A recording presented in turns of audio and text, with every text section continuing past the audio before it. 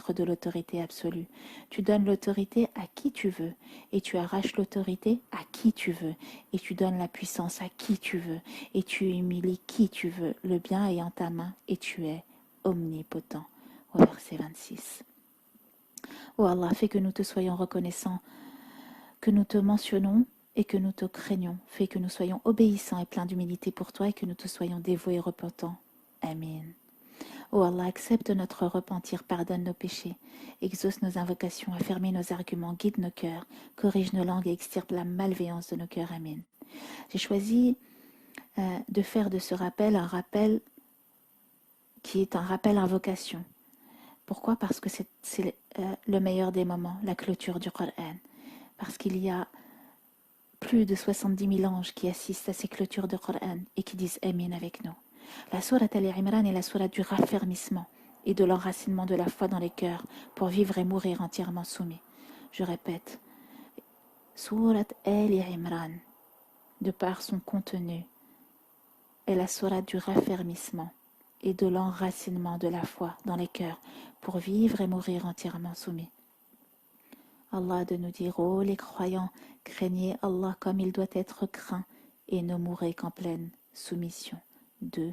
Dieu nous le rappelle dans cette même sourate. Ya Allah, tu y rappelles que sans la patience, ce rôle de vicaire ne peut se faire et tu nous invites à inciter les autres aussi à la patience.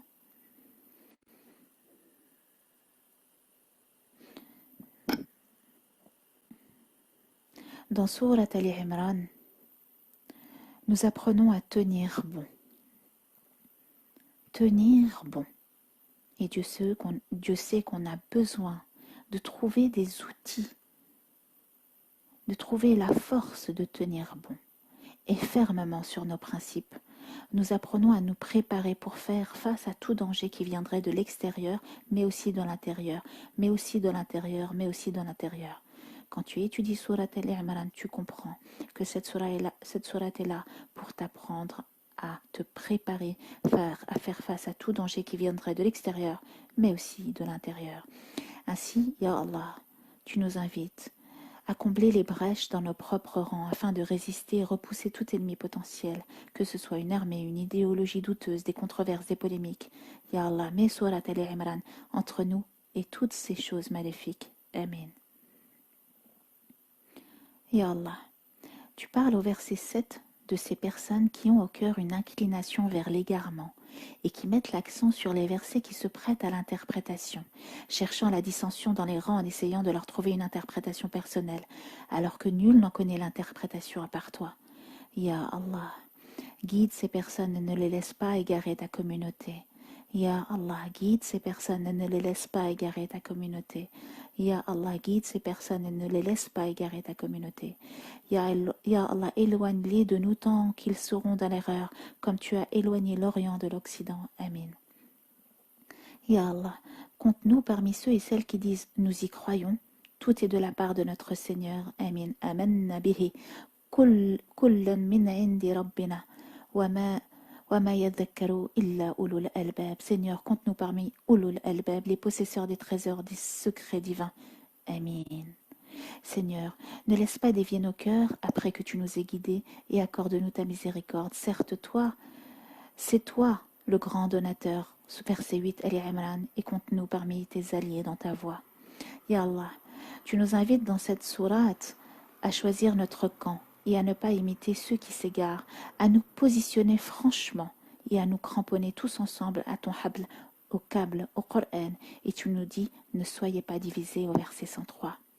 Nous comprenons en étudiant Surat Al-Imran, Ya Allah, que si l'on désire nous tenir fermement sur la voie de la vérité, on doit se cramponner au Coran, s'inciter à le lire tous ensemble et à s'attacher aux gens pieux, à la compagnie convenable et faire attention à la divergence, comme tu nous l'apprends aussi au verset 105.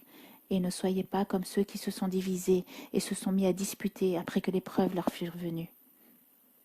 Ya Allah, thabbatna bil Qur'an wa bi surat et de la vie. Et Dieu nous dit la fermeté dans les principes. Tu dois demander et avoir recours à Allah. Allah le rappelle dans Surat Al-Imran au verset 175.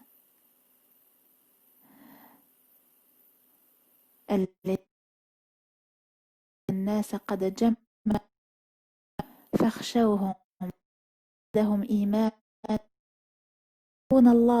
حسبونا الله ونعم الوكيل فانقلبوا بنعمة من الله وفضل لم يمسسهم سوء واتبعوا رضوان الله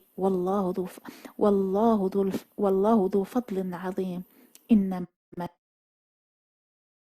إنما ذلكم الشيطان يخوف أولياءه فلا تخافوهم وخافوني إن كنتم مؤمنين. Certes, ceux auxquels l'on disait les gens se sont rassemblés contre vous, craignez-les. Cela accrut leur foi, et ils dirent Allah nous suffit, il est notre meilleur garant. Certes, ceux auxquels on leur a dit vous savez, les gens se sont rassemblés contre vous, c'est foutu, craignez-les. Eh bien, plutôt que d'avoir peur, cela a augmenté leur foi, et ils ont dit Hasbun Allah, Allah nous suffit, et il est notre meilleur garant. Ils revinrent donc avec un bienfait de la part d'Allah et une grâce. Nul mal ne les touchera, et va s'en suivre qu'ils seront satisfaits par Allah, et Allah est détenteur d'une grâce immense. C'est le diable qui vous fait peur de ses adhérents. N'ayez donc pas peur d'eux, mais ayez peur de moi si vous êtes croyants. Et Allah, effectivement, l'actualité nous montre que les suppôts de Shaitan se sont rassemblés contre l'islam et les musulmans. Nous ne les craindrons pas car nous voulons faire partie de ceux dont tu parles et à qui tu as accordé ton bienfait et ta grâce, qui disaient Allah nous suffit, et il est notre meilleur garant. Nul mal ne les toucha, et ils suivirent ce qui satisfait Allah. Et Allah fait que nul mal ne nous touche, et fait nous suivre ce qui te satisfait. Amin. Ya Allah, par ton Coran et par ces versets de Surat Al-Imran, ôte de nos cœurs cette peur qui nous vient de Shaitan et qui peut parfois nous envahir. Et rien de ce qui est sur la terre et dans le ciel n'échappe à la vigilance du Seigneur. Inna Allah la yakhfa alayhi shay'un fil ardi wa la fis sama. Ya Allah, nous nous confions à ta vigilance. Tu nous montres dans cette sourate ce qui fragilise et peut ébranler notre foi au verset 14.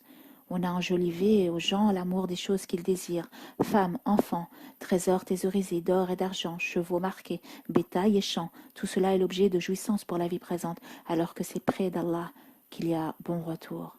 Ya Allah, préserve-nous de l'attachement à la matière périssable et à ses jouissances éphémères, car ce sont ces mêmes facteurs qui ont mis en péril la fermeté et la constance de la Ummah. L'histoire nous l'a tristement appris. Tu nous apprends aussi dans cette sourate, Seigneur, comment notre passé peut influencer négativement notre présent, si l'on ne se repent pas et si l'on ne se réforme pas. Et c'est ce qui s'est passé à Uhud, comme tu l'expliques au verset 155 à 165.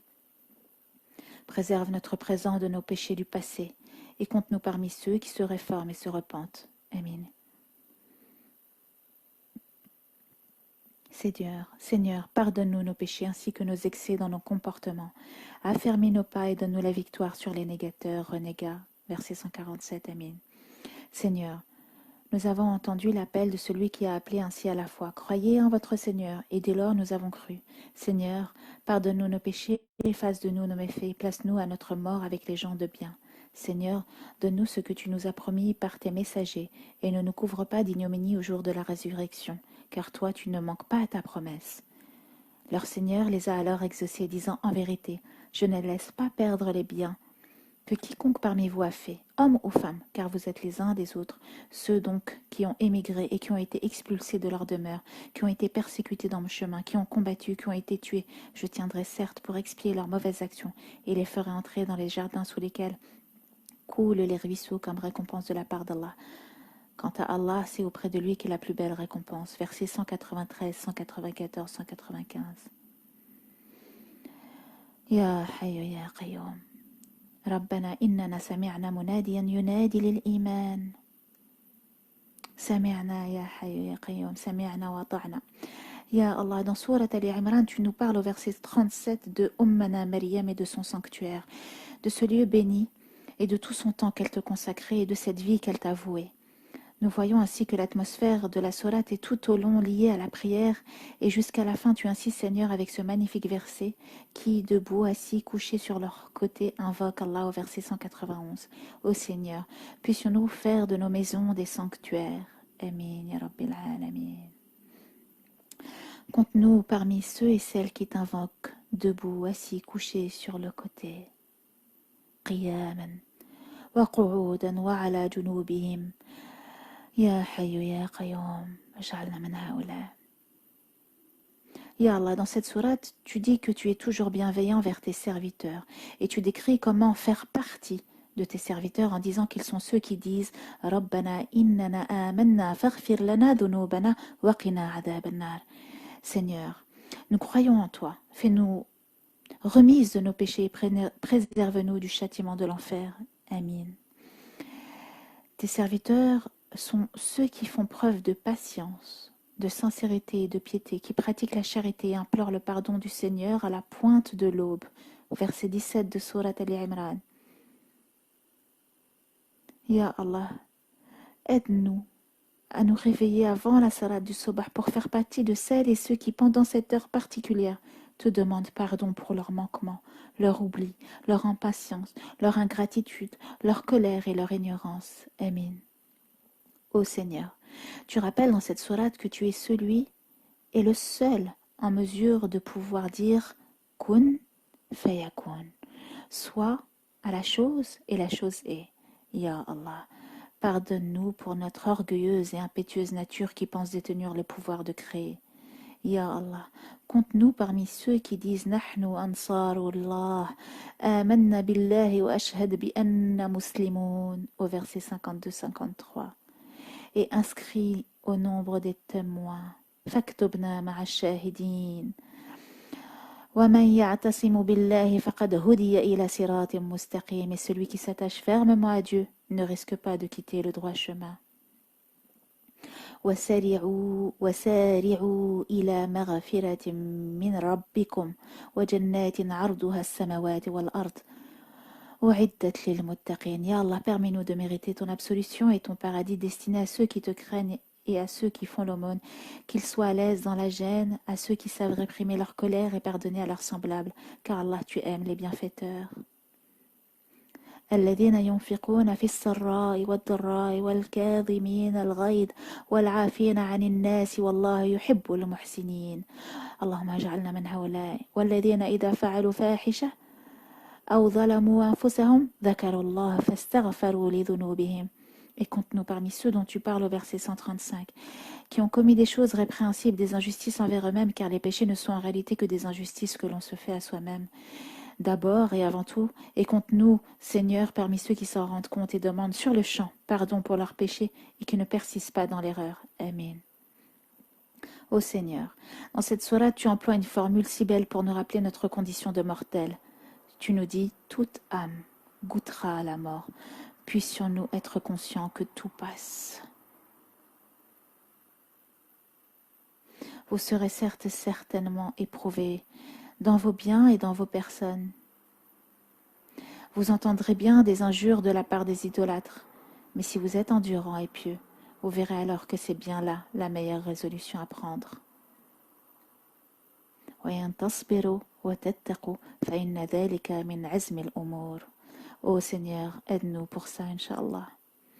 ربنا اغفر لنا ذنوبنا وإسرافنا في أمرنا وثبت أقدامنا وانصرنا على القوم الكافرين. Je vous ai dit sourate Al-Imran et la sourate du Thabat. Seigneur, fais que nous ne soyons pas dans le jugement de ce que contiennent les cœurs, car seul toi connais l'histoire de la vie des gens, la pureté des cœurs et les intentions. Fais que nous ne soyons pas non plus dans les pronostics sur l'avenir ou de la tique des gens et que nous ayons une bonne opinion préalable sur les gens et sur ta miséricorde et sur la destinée. Je préfère appartenir, Seigneur, à ceux qui espèrent en toi. Tu nous apprends au verset 113, 114 et 115 que les détenteurs des Écritures ne sont pas tous les mêmes et que parmi eux il y a une communauté pieuse dont les membres passent des nuits entières à réciter les versets de Dieu et à se prosterner. Ils croient en Dieu et au jour dernier. Ils ordonnent le bien, ils réprouvent le mal et s'empressent d'accomplir de bonnes œuvres. Ceux-là sont au nombre des justes bienfaiteurs et tu nous rappelles que tu connais bien ceux qui te craignent. Et c'est aussi dans cette même sourate que tu rappelles, dis aux gens du livre, venez à une parole commune entre nous et vous, que nous n'adorions qu'Allah sans rien lui associer et que nous ne prenions point les uns les autres pour Seigneur en dehors d'Allah. Dis, nous croyons en Allah et à ce qu'on fait et ce qu'on a fait descendre sur nous, à ceux qu'on a fait descendre sur Ibrahim, Ismaïl, Ishaq, Yaqub et les tribus, et à ceux qui a été apporté à Moussa et à Isa et aux prophètes de la part de leur Seigneur. Nous ne faisons aucune différence entre eux, et c'est à lui que nous sommes soumis. Verset 84. Ya Allah, guide-nous par notre intermédiaire. Ya Allah, guide par notre intermédiaire les gens du livre vers le dernier des livres et le sceau des prophètes Nabi Muhammad sallallahu alayhi wa sallam. Amin. Ya Allah, Surat Al-Imran est tellement riche. C'est aussi dans celle-ci que tu insistes sur l'importance de la da'wa, au verset 104 et 110. Que soit issue de vous une communauté qui appelle au bien, ordonne le convenable et interdit le blâmable, car ce seront eux qui réussiront, au verset 104. Ya Hayyu Ya Qayyum. Vous êtes la meilleure communauté qu'on fait surgir pour les hommes, vous ordonnez le convenable, interdisez le blâmable, et croyez à Allah, au verset 110. Ya Allah, donne-nous la sincérité, la douceur, la connaissance et l'humilité, et équipe-nous des qualités d'âme du prophète sallallahu alayhi wa sallam pour être tes serviteurs da'iyin. Amin, ya Hayyu ya Qayyum. C'est par quelque miséricorde de la part d'Allah que tu, Mohammed, a été si doux envers eux. Mais si tu étais rude, au cœur dur, ils se seraient enfuis de ton entourage. Pardonne-leur donc et implore pour eux le pardon d'Allah et consulte-les à propos des affaires. Au verset 159. Mais après tout ce que nous venons de dire, pourquoi la sourate Al-Imran s'appelle-t-elle la famille d'Imran? Quelle relation y a-t-il entre tout ce qui a été dit à propos de la consolidation de la foi et la famille d'Imran? Allah a choisi dans cette sourate deux symboles de la fermeté, la femme de Imran et sa fille Maryam. Et il nous raconte leur récit tout au long de la sourate. Maryam a tenu ferme dans son obéissance à Allah, son adoration et sa chasteté, au point d'être mentionnée par cet attribut dans le Coran, celle qui avait préservé sa chasteté. Une des causes principales menant à la perte des individus et des sociétés est le manque de fermeté en matière de religion. Je ne parle pas de fermeté en tant que dureté, attention, surtout pas. Je parle de taqwa, le fait de tenir bon, de tenir face aux tentations, de tenir face aux menaces, de tenir bon dans son couple et sa famille, de tenir bon quand on tient les bords de la barque et de tenir bon en matière de pudeur et de chasteté.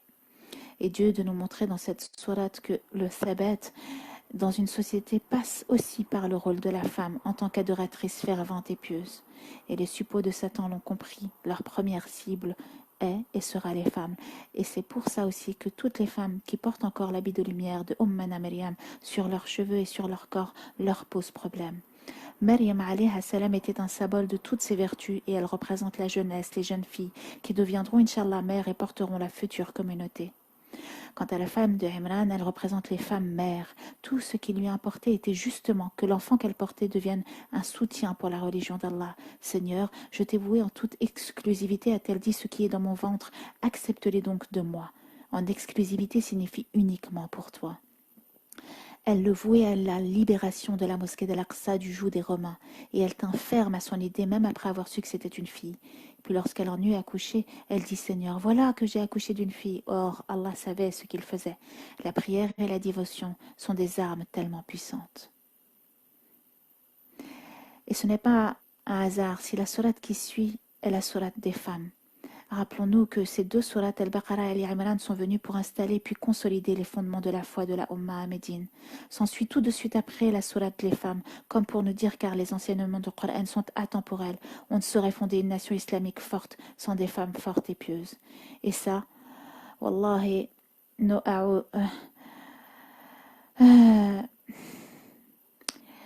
et ceux qui préparent nos adous et ceux qui préparent l'arrivée du Dajjal le savent et veulent affaiblir la foi des femmes. Ya Allah, dans le cadre de notre clôture, nous avons lu à la suite de Surat Al-Fatiha, Surat Al-Baqarah et Surat Al-Imran.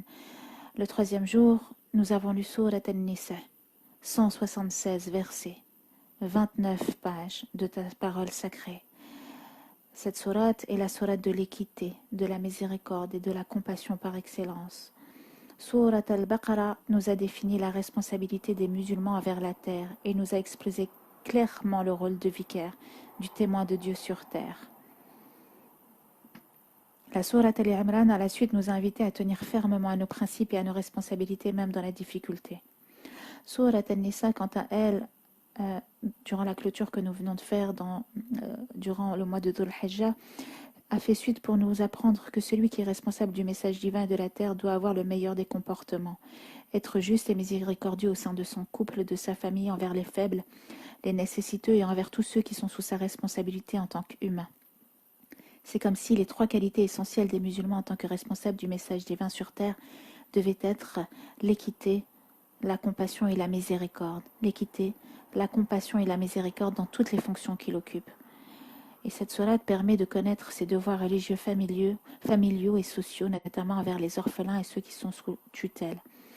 Ya Hay, fais que nous soyons de ceux qui assument leurs responsabilités équitablement et avec miséricorde. Ya Allah, tu as terminé Surat Al-Imran en nous interpellant. Ô vous qui croyez, armez-vous de patience et soutenez-vous dans la constance. Soyez vigilants et craignez Dieu si vous désirez atteindre le bonheur ou être heureux.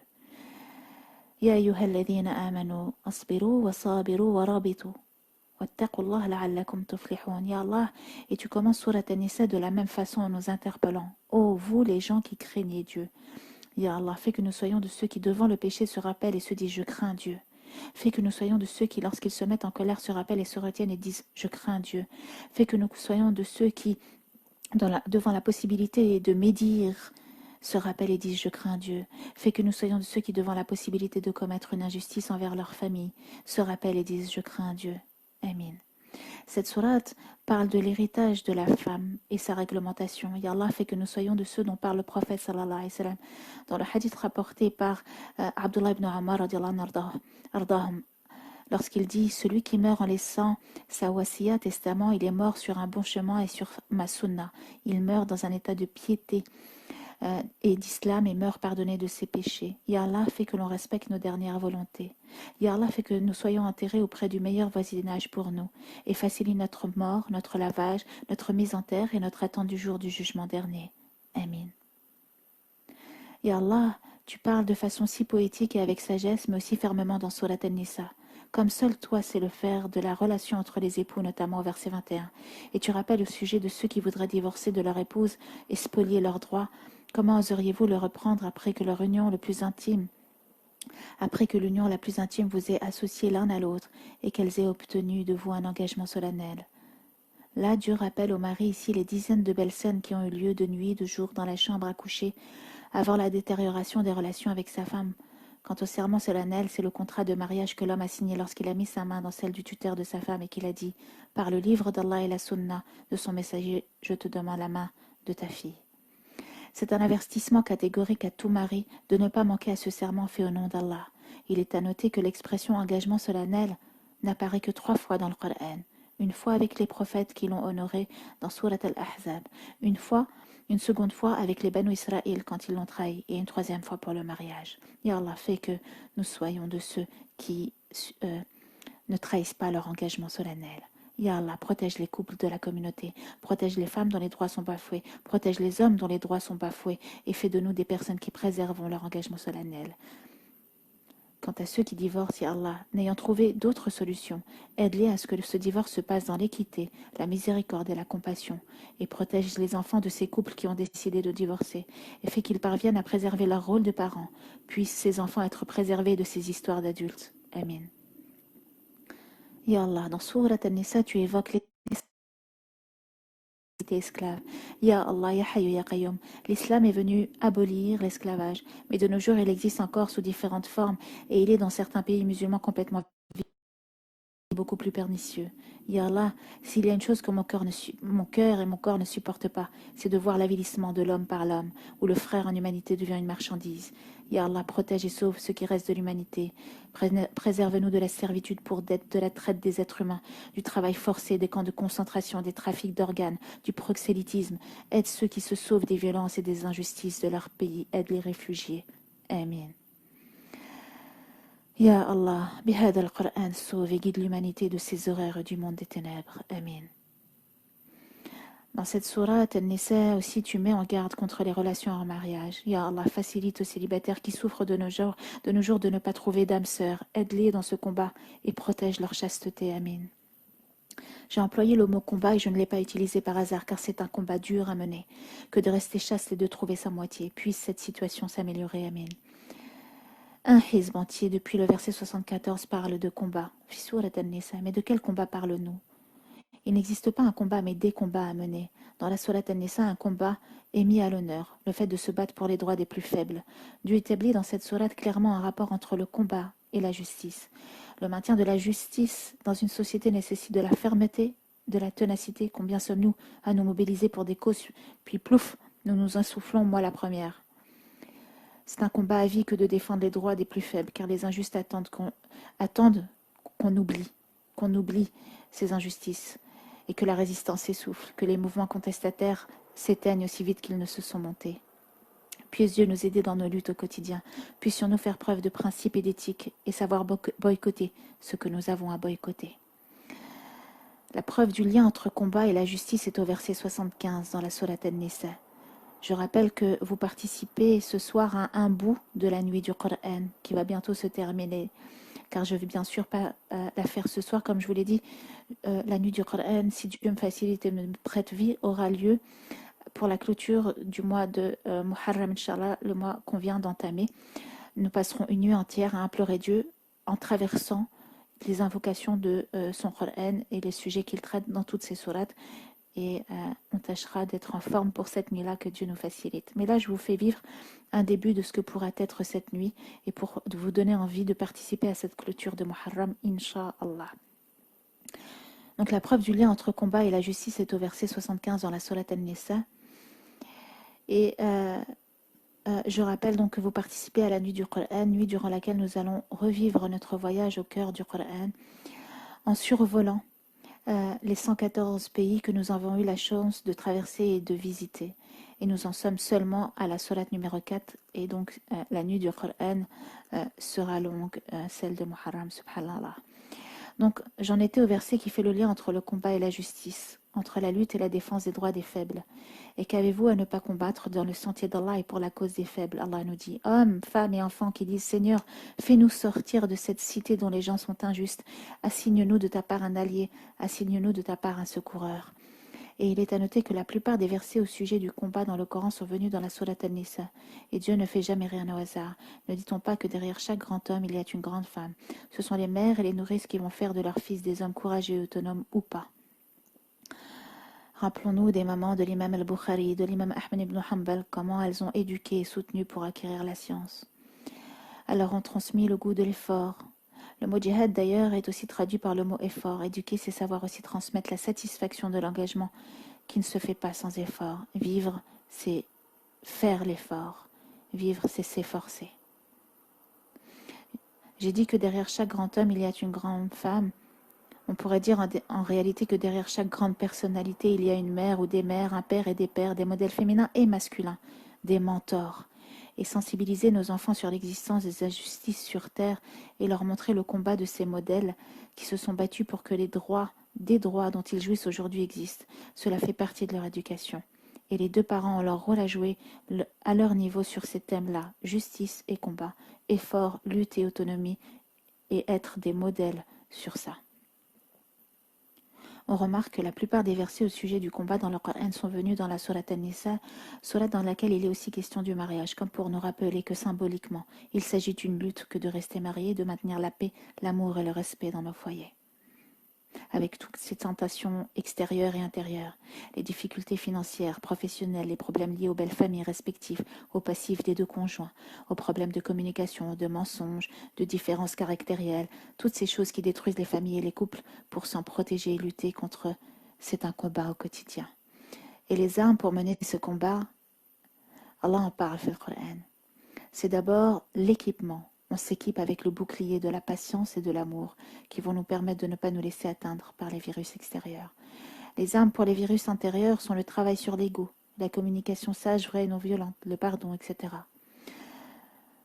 On vient rapidement de parler du lien qui est fait dans la sourate An-Nisa entre combat et justice. Et dans la même sourate, il va y être question aussi du lien entre les sources sûres et indépendantes d'informations et la justice. Lien non sans importance, subhanallah, et Dieu ne laisse rien au hasard. Sourate An-Nisa est la sourate de la justice par excellence. Je vous ai dit que Sourate Al-Imran était la sourate du thabat, du raffermissement, de l'enracinement de la foi. Sourate An-Nisa est la sourate de la justice par excellence. Et avec les mots de notre époque, on dirait qu'il est question de la mise en garde sur l'influence des médias sur la justice. ou sur l'opinion publique. Quand leur parvient une nouvelle rassurante ou alarmante, ils la diffusent. S'ils la rapportaient aux messagers au verset 43 et aux détenteurs du commandement parmi eux, ceux d'entre eux qui cherchent à être éclairés auraient appris la vérité de la bouche du prophète et des détenteurs du commandement. Ici, un lien étroit est fait entre information et risque de manipulation. Lorsqu'Allah dit ça, il le diffuse, ça non. Le mot média vient du mot médium, intermédiaire, et Dieu sait combien il nous met en garde contre le risque d'un mauvais canal de transmission. On le voit notamment dans la science du hadith, avec l'importance du rapporteur et de son éthique. Dans les médias, quels sont leurs intérêts dans la diffusion de telle ou telle information? Y a-t-il des conflits d'intérêts et des risques de propagande quand on utilise les informations? Oui. Et donc Dieu nous met en garde et nous invite à la vigilance. Ce qui est souhaitable, c'est que le réflexe de précaution vis-à-vis de l'information soit acquis dès le plus jeune âge, comme on apprend à se méfier du feu ou de l'eau ou d'autres dangers. Se méfier du feu ou de l'eau ne signifie pas que tout feu ou toute eau est dangereuse, à condition que l'on soit en capacité de discriminer, de distinguer de façon claire entre l'utile et le dangereux. Une fois ce réflexe de questionnement installé, le cerveau saura faire le reste automatiquement pour enclencher l'analyse systématique. Encore faudrait-il accepter que le doute soit un réflexe positif, et peut-être même salvateur pour l'avenir de l'homme pensant. Car en effet, un cerveau non sélectif est comme un ordinateur sans antivirus. Il est en risque permanent d'infection. Je vous invite à lire à ce sujet TV Lobotomie. Nous survolons toujours ensemble la sourate An-Nisa et on a bientôt fini ce rappel de ce soir. Et mon but cette nuit a été de nous arrêter ça et là sur des sujets importants abordés par Dieu dans ces différentes sourates et en faire une invocation. Ce soir, c'est un aperçu de ce que pourrait être et sera, Inch'Allah, la nuit du Coran et la nuit de l'invocation par le biais et la trame du Coran. Au sujet de ce que nous venons d'aborder, nous demandons à Dieu de nous aider à ne pas tomber dans le panneau, de ne pas faire partie de ceux dont on manipule l'opinion. Amen. Dieu attend de nous que nous soyons justes et équitables. Un homme au temps du prophète sallallahu alayhi wa sallam avait volé et accusé de façon mensongère un juif à sa place. Un autre musulman qui savait la vérité a fait un faux témoignage en faveur du voleur pour lui éviter à son ami musulman la punition sous prétexte de fraternité. Et le verset 105 est venu mettre en garde contre ce comportement non islamique en lançant un avertissement sévère aux musulmans. Nous avons fait descendre vers toi le livre avec la vérité pour que tu juges entre les gens selon ce qu'Allah t'a appris et ne te fais pas l'avocat des traîtres. Au verset 105. Ensuite, le ton devient véhément envers l'injuste. Et quiconque, Allah dit, acquiert une faute ou un péché, puis en accuse un innocent, se rend coupable alors d'une injustice et d'un péché manifeste. Allah a ainsi témoigné du haut des 7 cieux de l'innocence de cet homme juif pour réaffirmer les règles de l'islam dans ce rapport avec les autres religions. Ce qui prime surtout, c'est la justice. Allah nous invite dans cette sourate et nous apprend donc dans ce chemin que l'on fait lorsqu'on traverse le Coran. Subhanallah, regardez la bougie, c'est presque éteinte, subhanallah. Donc Allah nous invite à être dans une justice stricte.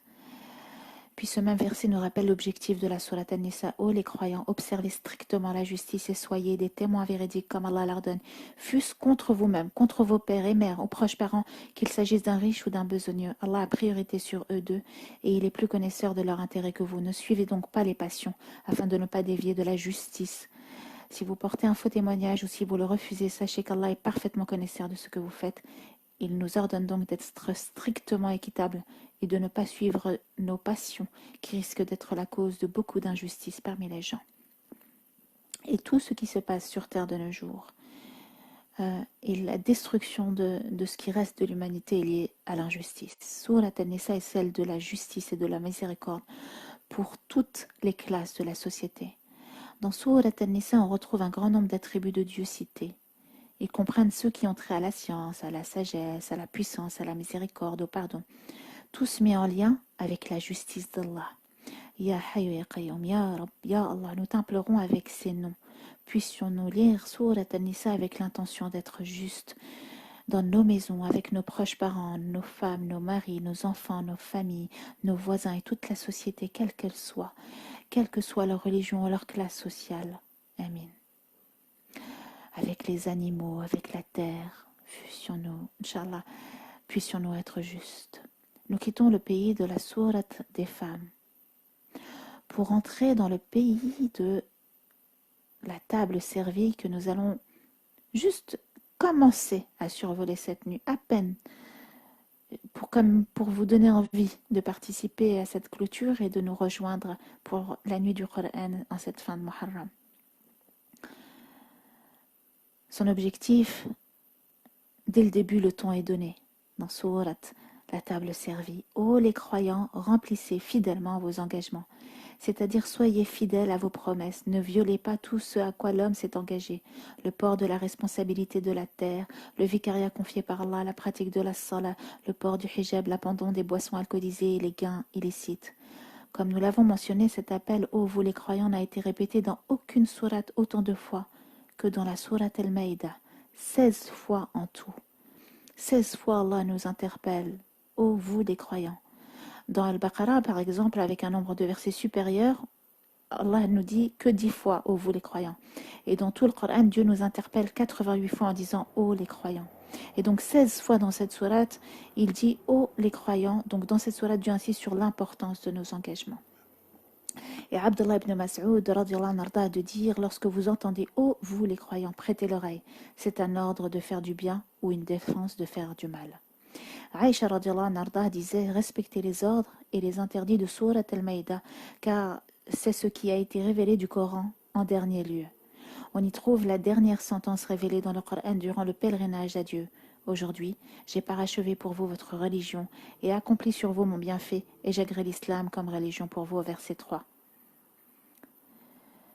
Ya Hayyu Ya Qayyum. Est-ce que le but de nos clôtures en fait du Coran c'est de ressentir cette grâce du parachèvement de la religion et de remercier Allah. C'est de ressentir, et c'est comme si on aimerait entendre le prophète nous dire ça. Aujourd'hui, j'ai parachevé pour vous votre religion, comme si chaque clôture était un parachèvement, mensuellement. Un juif est venu dire à Omar ibn al-Khattab, ô prince des croyants, si un certain verset que vous lisez dans votre livre nous avait été révélé, nous aurions décrété le jour de sa révélation jour férié. Omar demanda lequel et le juif récita ce verset cité plus haut. J'ai parachevé pour vous votre religion et accompli sur vous mon bienfait et j'agrée l'islam comme religion pour vous. Omar répondit, je connais le jour et l'endroit de sa révélation. C'était un vendredi, le jour de Arafat et les deux sont par la grâce d'Allah des jours fériés pour nous.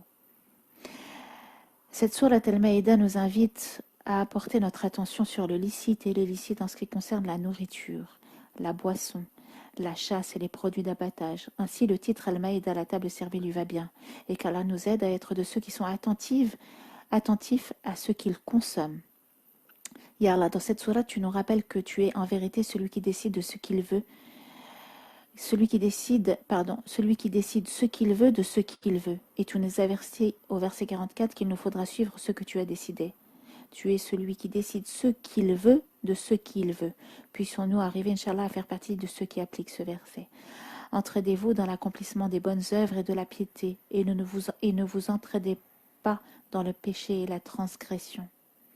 Ya Allah, verset 6 de la Sourate Al-Maïda, tu nous interpelles, ô les croyants, lorsque vous vous levez pour la salat, lavez vos visages et vos mains jusqu'au coude.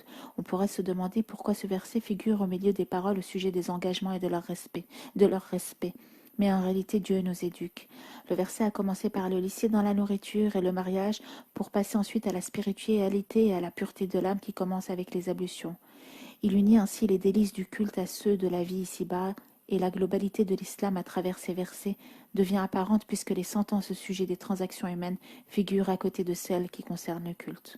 Le temporel et le spirituel, deux axes différents qui s'embriquent pour un même but, aimer Dieu et se faire aimer de lui.